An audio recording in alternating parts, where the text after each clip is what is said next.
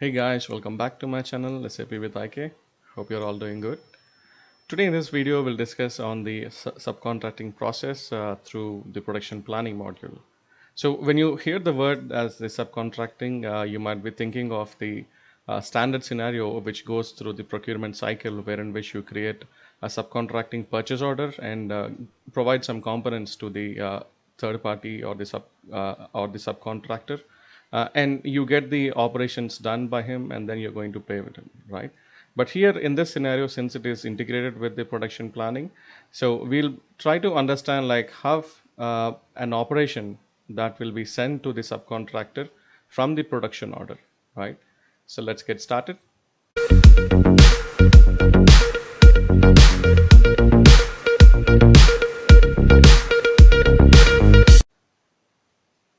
So let's first look at the prerequisites or the master data that are needed basically to create the subcontracting scenario through the production planning module. So the first step is to create the purchase info record of the subcontracting type. So we'll get into the SAP screens once we go through these slides. So once we have the purchase info record created with the subcontracting type, and make sure that the info record is not created against a material, right? So the info record will be without the material code, but will be assigned with the plant, the purchase org, and the vendor combination. And then we go with the setup on the production side, which is basically the assignment of a control key, something like PP02 in standard, or any other customized control key, but it should be similar to the settings that we have on PP02. So basically in the standard SAP, the PP02 control key, this has been configured in order to manage the external processing operations. And as a third point, we need to activate the subcontracting setup in the routing of that particular product. So it means that we have to tell that this particular operation in the routing is going to be processed by an external supplier. And then the last one is basically to assign the components that are needed to send it to the subcontractor, so that once we get into this operation, automatically when we perform the delivery or post the goods issue against the particular purchase order, so the components allocated to that operation will be sent to the subcontractor. In this slide, we will discuss on the process. So the first step is basically to create a production order. So the creation of the production order can happen through MRP, like converting a plan order to a production order, or you can also create it manually by using CO01 transaction. So once we create the production order, then the next step is basically to release the order, right? So that's when the operations will get released. So when we release the operations in the production order, either in the transaction, maybe while creating the order, or it can be in the change mode of the production order in CO02. So at the time, the operation which has been defined as an externally processing operation, that will have generated a purchase requisition. So this purchase requisition will not have a reference of material. Why? Because we are not actually taking any goods from the subcontractor, right? We are not procuring any item from him. We are basically asking him to provide service on that particular components and to complete the particular activity. So let's say you would like to have the drilling operation be executed by the subcontractor. So then the operation will be sent to him by providing the required components, and then he's going to perform that operation like the drilling, milling, or whatever operation, and then he is going to send us back the operated components, and then it goes with the subsequent steps of manufacturing process.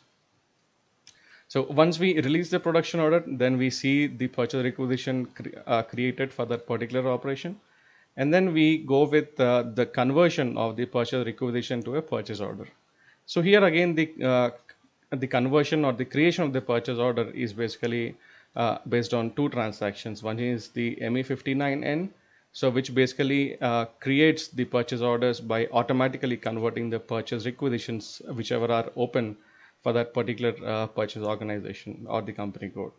And then the second method is to manually create a purchase order by assigning the purchase requisition in the ME21N transaction. So once we have the purchase order created, the next step is basically to supply the components to the subcontractor. So we can do that in two ways again. One is through the ME2O transaction, where we can perform, where we can create a delivery if you want to have any reference document while sending the goods, while sending the components to the subcontractor, or you can directly issue the components to the subcontractor from ME2O itself. And then there is another way where you can actually perform the goods issue against the uh, purchase order by using the transaction MIGO. But here we have to use the reference of the delivery document. So in ME2O, let's say you want to have a reference while sending those components to the subcontractor, then you create a delivery document. And against that delivery document, in MyGo, we are going to perform a goods issue with the 541 movement type. So once the components are sent to the subcontractor, he is going to execute the operation through which we are actually taking that particular service. And once the purchase order has been completed, like the subcontractor has completed the operation, we're going to receive those parts back to uh, into the stock. So there we are going to use the transaction as MyGo. So during this process of goods receipt against the purchase order, so the movement type 101 will be posted along with an additional movement type as for 543, right? So let's get into SAP and see in more detail.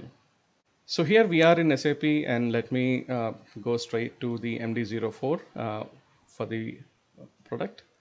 And here we have already the plan independent requirements as the forecast plan or the demand management for this material code. And by looking at the available stock, we can say that the available quantity of 1221 pieces has been consumed by the independent requirement for the month of May. And then we are left with a 100 quantity, which will be again consumed by the VSF or the PIR in the month of June.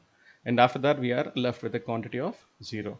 So all the independent requirements in the subsequent months from July are having no planned orders or any proposals created. So we are shortage of quantity. So now the next step is basically to execute MRP and get a planned order for this. So I'm saying this as a planned order because this material is in-house manufactured. So I've added few favorites and I'm going to use that here. Yeah. So now the MRP has been executed, and once I refresh the screen, I can see this planned orders being created. So the next step is to convert the planned order to a production order.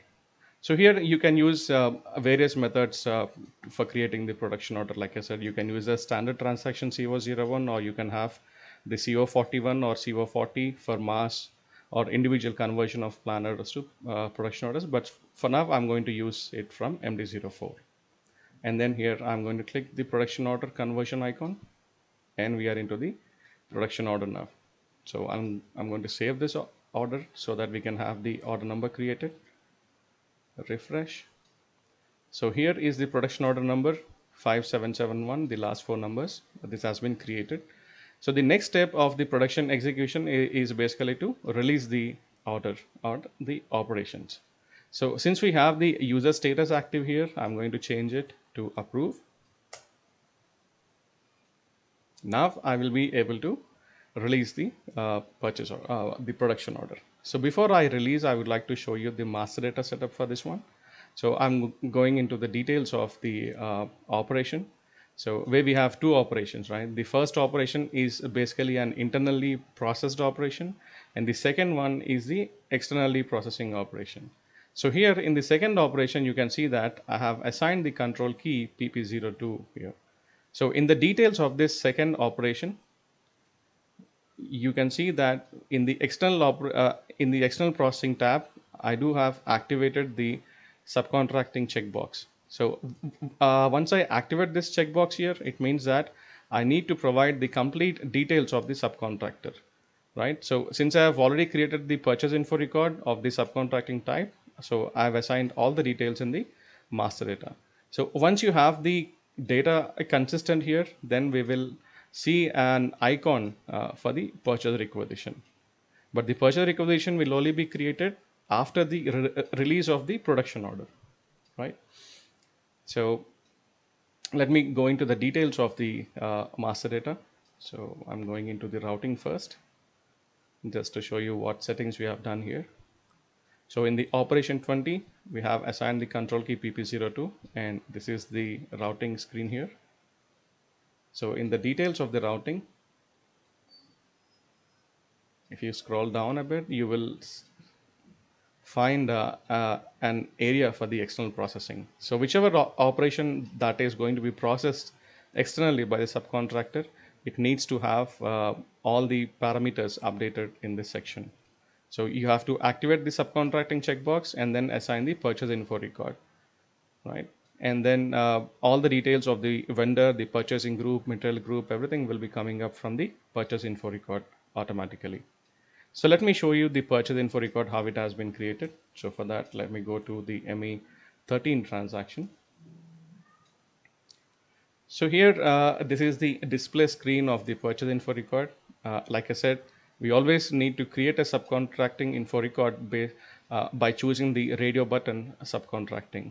So when you choose this option, you should not create a material here. So the material should be removed, right? So we only provide the vendor, the purchaser, and then the plant. So just hit on enter. Sorry. So since it has been already created, it is asking me to provide the info record number. So this is the info record we are going to use now in our scenario. And in the purchase org data one, we can actually provide the details of the net price per unit. I mean, for the subcontractor, basically to execute that particular operation for the total quantity. And here, everything you can see that the standard or the net price has been defined as €1 per piece. So if it is like a huge quantity, let's say the standard quantity for him to start the operation would be say like 100 pieces or 1000 pieces, then you can define the net price for the total 1000 pieces here, right? So going back here, let me also show you the creation of the info record. Yeah. So while creating the info record, you are going to enter the vendor, the purchaser in the plant, and choose the radio button as subcontracting, and then hit on enter. So that's it. So we will not have any details, I mean, anything linked to the material code. So that's about the purchase info record. So going back to the routing, and you have seen that the purchase info record has been assigned to this operation. And the next step is to tell that while processing the second operation, what components are basically needed. So for that, we are going to look at the component allocation in the routing. So in the component allocation, based on the bill of material for the product, we are going to see the complete list of components. And here in the assignment, right, we can see that the first 4 components are basically assigned to the operation 10. And the next 2 components are assigned to operation 20. So it means that when we release the production order and the purchase requisition has been created, so these 2 components will be passed on to the purchase requisition. And once we convert that purchase requisition into a purchase order, then we will be seeing these 2 components as part of the subcontracting purchase order, and these 2 will be issued to the supplier. So let's go back to the production order. So that's about the master data. Yeah. So now we are in the production order now, and I'm going to release the order. So now the order has been released, and I'm going to save it. Just refresh, and you can see that the release status has been updated here in MD04 as well. So now to understand the purchase requisition that has been created in the order, I can go into the details of the production order.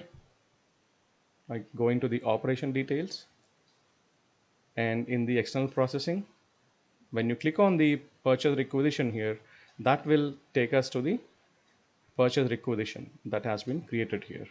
So this is the purchase requisition created, and you can see that we do not have a reference of any material code here. Why? Because we are not procuring anything from the subcontractor, right?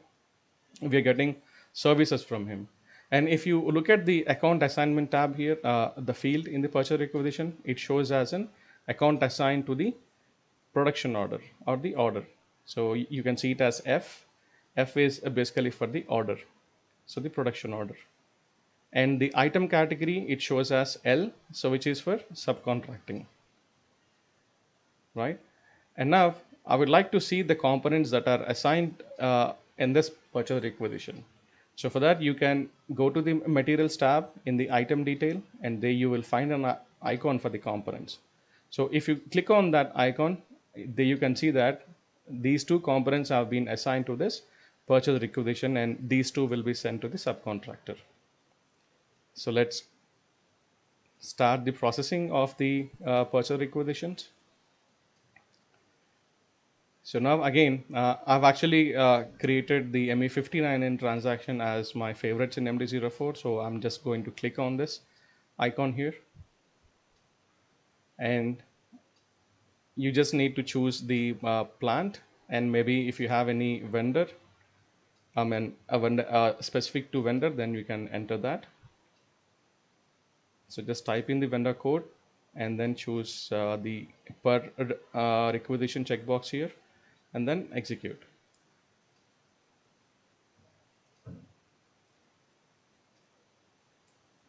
Sorry, the vendor code is ABC 100. So upon execution, I can see that the purchase order 19755, the last five numbers, this has been created for this particular purchase requisition. So this purchase order will not be available anywhere. Why? Because it is not reference to any material, right? So the only way that we can identify this purchase order is basically from the ME20 transaction. So let's get into ME20 now. ME20, and the order number is 19755. Okay. I'm just going to provide the vendor here, execute.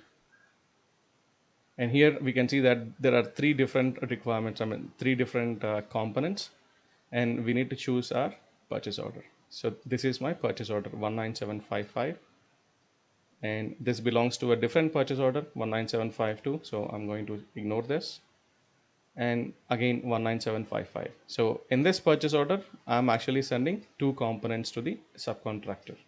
So before we post the post goods issue here, let me open the stock requirement, the stock overview for the component. Let me choose one of this component. I'll pick this one. Right. So here we can see that in the plant 1000 in the storage location 0001, we have 18,398 pieces available in the stock. Right. So now I'm going to choose this. I'm going to select these two material codes and click on post goods issue. So if you would like to have a reference of a delivery while sending the goods to the subcontractor, you can use this particular option, but please make sure that you have the shipping related setup defined for that particular vendor code. So if there is no shipping data, then you would end up with some errors, right? So now I'm going to click on the post goods issue. It is just prompting a pop-up screen with the components here. So this is for the first component 130. This is fine, and this is my second component 600. So this is fine. So it says that two items have been posted, and we can see that there is a green light over here, right? And if I go back to the stock overview of for one of these components and refresh the screen, I can see that the stock provided to vendor has been updated now for the 1600 pieces. So from here we can understand that this much quantity is now available with the subcontractor, right? So now the raw materials have been issued to the subcontractor, and then he is going to start the processing of it. And the next step is basically to perform the goods receipt of the purchase order. So we're going to perform the goods receipt in MyGo against the purchase order. So choose this category, and let me find my purchase order.